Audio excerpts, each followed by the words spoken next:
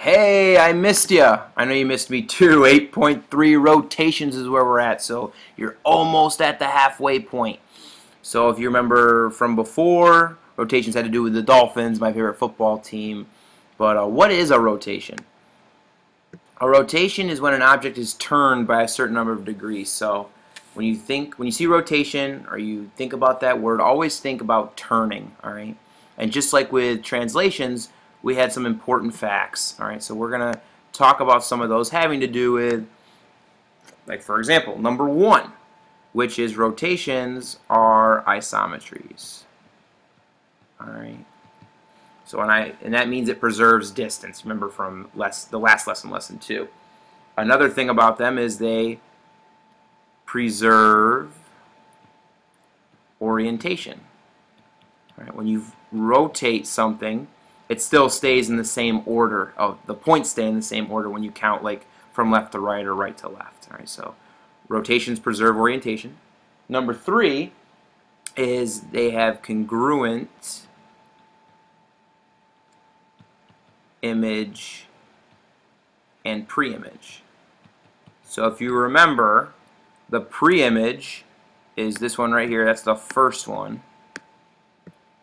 All right. And then the image is this one right here. It's the second one. Okay. So congruent image and pre-image, not similar, but congruent. And now this fourth one from lesson 2 had to do with invariant points. And this one, they can have invariant points. All right. Now it doesn't happen a lot, but now remember invariant means the points don't change. Now we know when we rotate that some of the points are going to change, but not all of them will change. So just keep an eye out for it. If they ask about invariant points, you have to look at the rotation and check and see if the points are moving. All right. Now let's move on down to types of rotations. Now there's 3 major types of rotations that you're going to learn about and their notation. So when you're doing a problem, you're going to see these, this R90, R80, R270. Pay attention that this is a capital R, because for reflections you're also going to see an R. So rotations is a capital R. Now when you see R of 90, what does that actually mean? Well, it means a rotation of 90 degrees. When you see R of 180, it's a rotation of 180 degrees. And if you see R of 270, well, that's a rotation of 270 degrees. Now here's super important. That's why I put 3 of the marks there. Positive rotations mean you move counterclockwise. All right. Now what does that mean? That means I'm moving from right to left. If you think about a clock. All right. Super important that you remember that, because they might say counterclockwise or clockwise. Counterclockwise are the positive rotations. Now over here, I'm going to show you what's actually happening to your points. So if you have some X and some Y, doesn't matter what they are, and I rotate it 90 degrees, what ends up happening is that I flip the X and the Y and I negate the one in front. So X comma Y turns into negative Y comma X. So if I had, for example, like 3 comma 0, oh, 3 comma 0 is a bad example, sorry about that. Let's do 3 comma negative 1, let's say. We would flip them, so this would go back here, and that negative 1 would become a 1. So when I say like switch them and negate the first, or change the sign of the first, that's what I mean. For rotation in 180, that X comma Y, this is the easiest one to remember. This becomes negative X comma negative Y.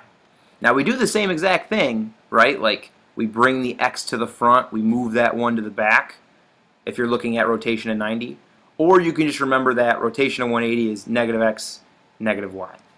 And then finally the rotation of 270, that becomes Y comma negative X. So you can either remember the trick that you change the order and change the sign of the one in the front, or you can just remember that 90, this is what happens, 180, this is what happens, 270, this is what happens. Whatever works for you, I agree with it. And so here we're looking at what about rotations with negative values? These are the ones that move clockwise. All right, so if you see clockwise, That's what that means. Now, it's cool though, because with the negatives, we can just think about the ones we know for positives. So what do I mean? Or what do I mean? A rotation of negative 90, you should think that all that means is a rotation in 270 degrees. Pretty neat, right? Because if you go negative 90, it actually is just 270. For rotation in 180, once again, those 180s are super easy for us. That's just like a rotation in 180. So if you ever see rotation in 180, whether it's negative, positive, clockwise, counterclockwise, you're going to do the exact same thing. And finally, a rotation of negative 270, you guessed it, it's going to be a rotation of 90 degrees. All right, so basically what I'm trying to tell you is all you really need to know is this right here. If you know this chunk of information, and that 90 is this, 180 is this, and 270 is this, it doesn't matter if they give you negatives or positives, you're going to be fine because you just got to remember these little tricks to the trade. All right. Let's see some example problems. Let's see what it actually looks like. The first one is just identifying how many degrees. Now remember, these are 3 are positives, that one's a negative. And when we see a negative 270, we should think what? Well, rotation of 90. So that means D and A are the same answer, so more than likely those are wrong. But let's actually look at why they're wrong.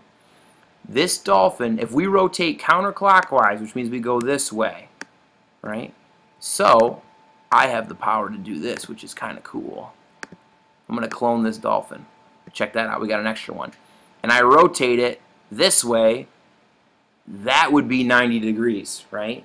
Well, that doesn't make any sense for us because it doesn't look like that. So we can get rid of A and we can get rid of D.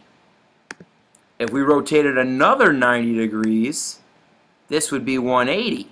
Well, we probably knew 180 should look like this, right? So we can knock that one out. And then finally we rotated another 90 degrees. Oh, that looks much better. That looks like what we wanted. And it's rotation at 270. Now I realize that you can't take pictures and just clone them on your paper, but maybe you could try drawing it, or just think about the fact that you're turning from right to left. So it has to go through those phases. It ends up being a rotation of 270. They will ask you questions like, by how much is this rotated by? You could easily just pick off points if it's on a coordinate plane and then do these right here and see what happens with the numbers and what matches up. Or you can just try to visualize it. That's one type of problem.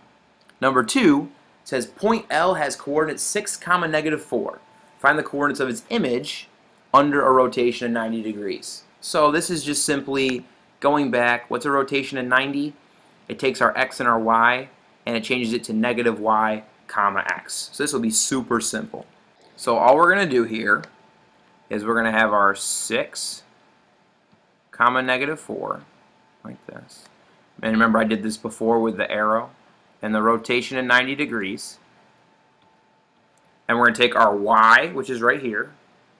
We put it in front and we change the sign. So instead of negative 4, it's going to be 4. And we take our x and we put it in the back. And we're done.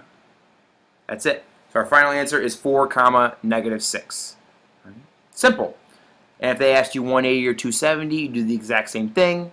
If they asked you a negative number, you would go back to this and you'd say, okay, the negatives mean whatever they might mean, depending on which one you get. All right, simple, right? Now there's this one. The coordinates of M are negative 6, negative 4. What are the coordinates of the image M after a rotation of negative 90? I added this part about the origin. Sometimes they'll throw that in. Don't get confused by it. You just do the exact same thing you've been doing. So, what's a rotation of negative 90? Well, it says think 270. I go to 270 and it says, okay, it becomes y negative x. So once we know that it becomes y negative x, it becomes pretty simple, right? We have this negative 6, negative 4, and got to label that M. I forgot 2 up there. I'm sorry. And then we want to do a rotation in negative 90 degrees. And it became, what was it again? See, I even forgot. It's okay, though, because you got this right here. Y negative x. So, what's our y? Our y is negative 4, so that's going to move up front. And then our x was negative 6. We want to change the sign. And that's it. Negative 4, 6. And it's all done. So, really these problems are pretty simple. It's just remembering what the combination is or what you have to change the x and the y to. And finally, this last problem, you will see these. I mentioned it before. Write the coordinates of P, this is the image of your first P, 5, -1, after a clockwise rotation of 180 degrees. Clockwise means you think about the negative values, right? Lucky for us, it's 180. And 180, regardless if it's clockwise or counterclockwise, is going to look exactly the same. So this one ends up being pretty good for us. So we have P, which is 5, -1. We're going to do our rotation of -180 because we saw clockwise. But we know the rotation for 180 is just you change the sign of the x and put it first. So that's -5. And we change the sign of the y and we put it second. So that's -1. And that is your final answer. Rotations are super simple. I hope you recognize that. If you have any questions, please ask Mr. Siegel or myself. But I think you're going to do great. And I look forward to the next one because it's going to be fun. See you soon.